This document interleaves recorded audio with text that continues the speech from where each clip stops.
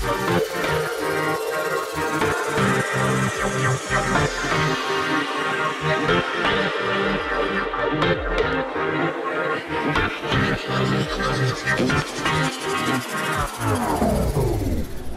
this is Simon at South OC Cars and Coffee. I am with Danny, and Danny brought a car in this morning that I had several people come up to me. Have you seen this car? Have you seen this car? I got to it. It is such a car of the week. What is it, mate? It's a 1936 Ford Roadster. 1936 Ford Roadster. This thing is amazing. Hey, check it out. Danny, this car is absolutely beautiful, and I hear that you've had it for a long time, correct? That's right, since 1957. 57, you bought this car, and was it a stock 36 when you bought it? Oh yes, oh yes. And I also heard a rumor that you might have spent 10 years building this thing effectively in your garage and in your driveway. Is that correct? That's correct, yes. This is absolutely amazing. The first thing I notice about this car is the lines are so beautiful and so clean. In fact, it almost looks, has it been channeled on the side?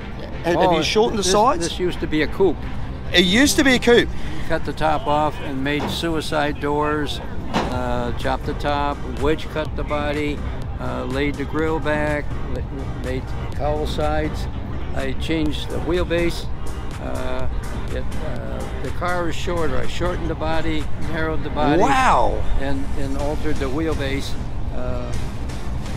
in an effort to shrink the car down and make it more like a hot rod would be. It's absolutely amazing. I mean, the lines on it, and I get why you did that, because in 36, or if you looked at a 34, it was a smaller vehicle, and then like most cars, they started to grow. So what you were doing, that's right, was taking the dimensions back to, I guess, what those 32 and 34s were known for, which is a smaller looking rod. And you, similarly, the suicide doors that they didn't make after 34. No. 33, 34. Which is just beautiful, and no door handles too, might I add. So when you look at this, there's no way to tell whether it's a normal door or a suicide door. And I bet the suicide doors are easier to get in and out of as well, aren't they, than a regular door? Yes. Mm-hmm. Under the hood, and that's the other thing, of course, when this came out, it wouldn't have had a hinged hood, or did it in the 36? Nope, had the split hood through the middle. Yes. So it had it hinges through the middle and lifted up on either side. And you've made this so it's a one piece. And did you take the original hood and weld it together, or did you start from scratch and make new metal when you made the hood? No, I took the original hood and narrowed it, along with narrowing the body. I narrowed the hood and shortened the hood. Oh, that's just incredible. Now, under the hood, we spoke about this earlier. This is a 302 Ford small block, or 5-litre small block, and it's got fuel injection in there, I see, as well. Well, it's actually Weber carburetor. Oh, it's Weber's in there? It is too. Would you like me to lift the hood? Yeah, why not? Let's do that. Thanks, Danny. So they're downdrafts on the top. I looked at it and assumed that they were injection, but hey, you're an old school man, so I'm not surprised you've done the downdraft Webers, which I absolutely love. Oh, look at that. That is absolutely beautiful. And while we've got that lifted, I just want to point out to the people watching some of the beautiful details. So there's underneath here, you've sprayed a material so the hood doesn't drum, obviously, and there's also heat. They call it the heat heat shield. Yeah, heat barrier to keep the paint, the heat off the paint, and also as a sound deadener. Yeah, cut down on engine noise. This firewall on this is just so beautiful. I mean, how many hours of work on something like that alone? That must have taken you forever just to get it all in, and then they put this W across the top. It's spectacular. Just so many details wherever I look, just lots of things. The chassis, and is it on the original chassis, or did you make a new chassis? No, it's an original chassis, but all the cross members are hand fabbed.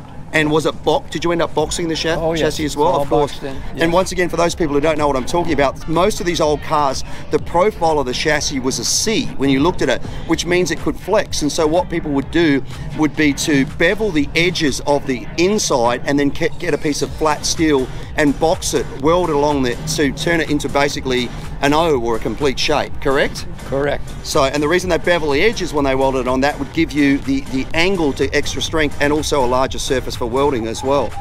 And is the motor, is there any work done to it, or is it effectively it's a modified roller cam. Oh man, so it's got some decent horsepower into it as well. Oh yes. Oh, yes. So let's talk about some of the other things if you just want to pop the hood down there, Danny.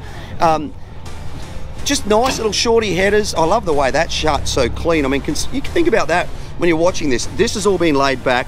This has been turned from a side hinge, and you just heard that solid clunk. There's some serious engineering and alignment in this thing, isn't there? Well, a lot of when the fenders were brought forward, they had to be a 2-inch section had to be put all through here. Wow! To get it to come into the narrowed grille.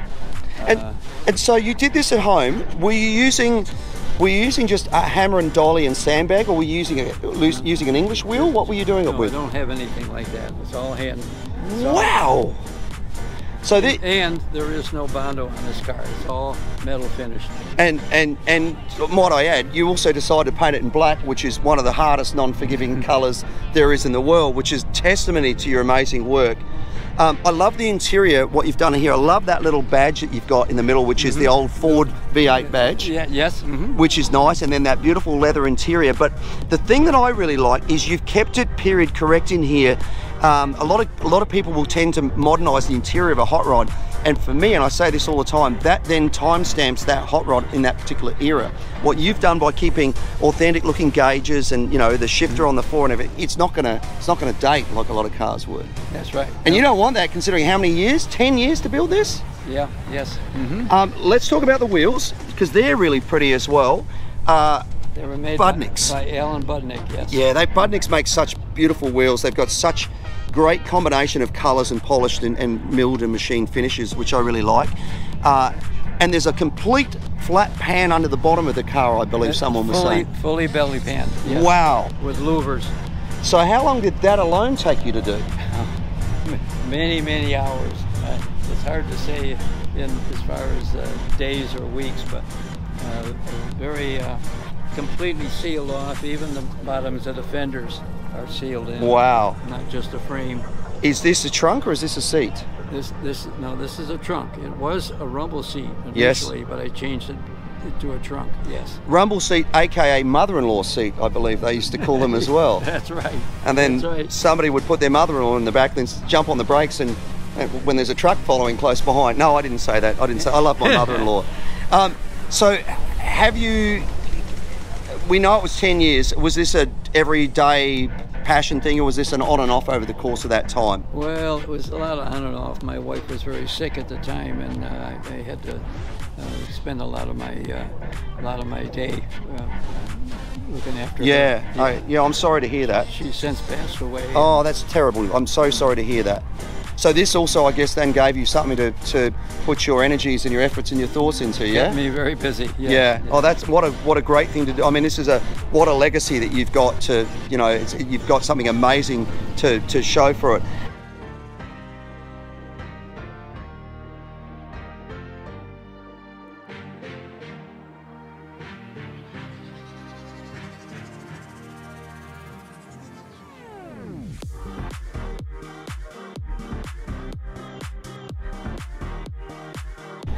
As our car of the week winner, you get this Meguiar's complete kit, which includes the hot shine foam, quick interior detailer, perfect clarity glass cleaner, the ultimate wash and wax hybrid ceramic detailer, and a microfiber towel.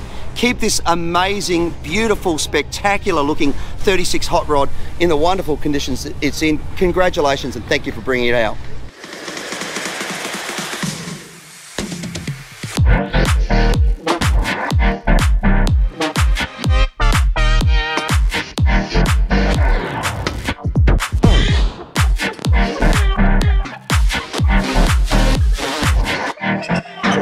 Let's